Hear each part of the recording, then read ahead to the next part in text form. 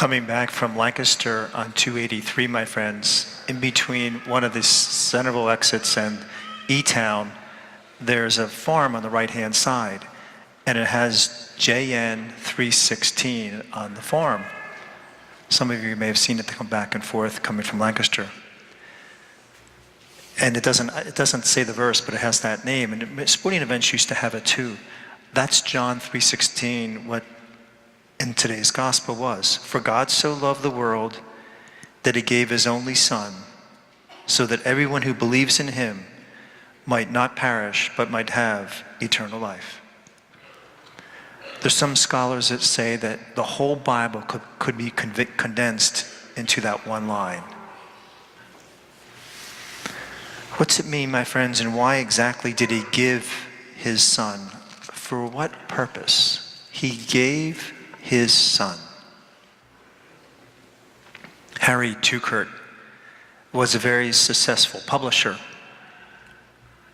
And because he was successful, he kind of got into some different things, and one of his hobbies became that he started doing promotional materials and anniversary materials for churches as a hobby. He was devout.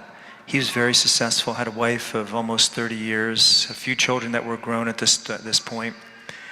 Solid future, and his wife came home one day to tell him that she's going to leave him, that she's in love with someone else. He said, to say that I was devastated was an understatement. He said, for 6-8 months, I could function just barely. He said, if you want to call this life functioning, he said.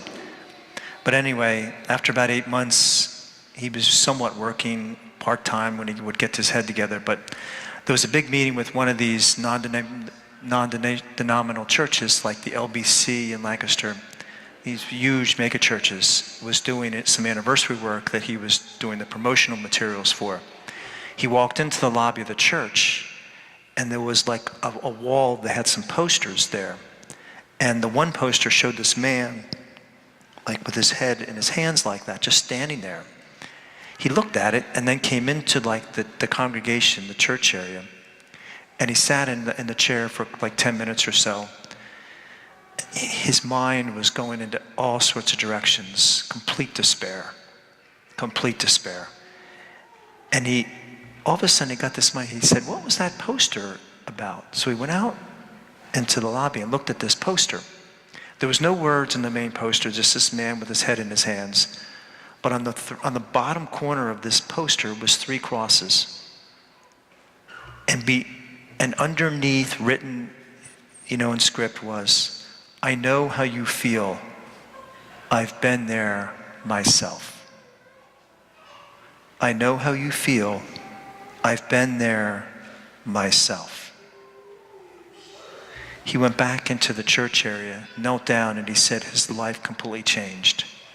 Not that his pain went away, but he now knew someone was walking with him in that pain.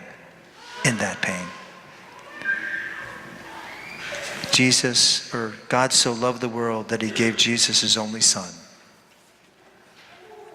so that everyone who believes in him might not perish, but might have eternal life. There was a young boy in his low 20s, was diagnosed with terminal cancer. And of course, you could imagine what's going through the thoughts of this young man. And he had some well-intentioned friends and relatives that were telling him to read all sorts of miracle books, which he did, and he believed. He believed he was going to be miraculously healed. And he and his family felt the same way. But as he grew sicker and sicker and sicker, he began to grow more angrier and more bitter. And he said at some point in his life, he said he was so filled with anger and so bitter against God, he said he could barely stand it. His parents coerced him to go to a revival one night on Joni Eareckson Tada. Some of you may have heard of her. She's known as Joni, G-O-N-I. She was a world-class athlete, and she was in a diving accident, dove into a short amount of water, broke her neck, and today she's paralyzed from the neck down. And she remains today a quadriplegic. And you may see some of her artwork. She draws stencils with her teeth. Beautiful, beautiful artwork, incredibly gifted. But she was giving her talk that night, and she said, you know, when this illness first came, she prayed for healing, and it never came. She prayed for a miracle, and she was convinced that she was going to get a miracle, and it never came. And she said, you know, people will come up to say to her, you know, you have an amazing life. And she thinks to herself, you know, an amazing life. It takes her 45 minutes to get out of bed in the morning, just to get out of bed and put some clothes on. 45 minutes. But today, she says a miracle did take place in her life. Not the one she was praying for. She said God met her in her pain and gave her life new meaning and gave her a new direction, in spite of her suffering, in spite of her disappointment. God so loved the world, he gave his only Son, not to take away our problems, my friends, but to travel with us. To travel with us. Oftentimes God is out there. Oftentimes God is here.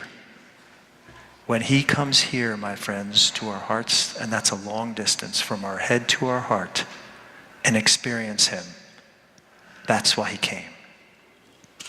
He came to this world, my friends, that he may come in our hearts so that we may believe. He comes into our hearts that we might not perish, but might have eternal life. God bless you.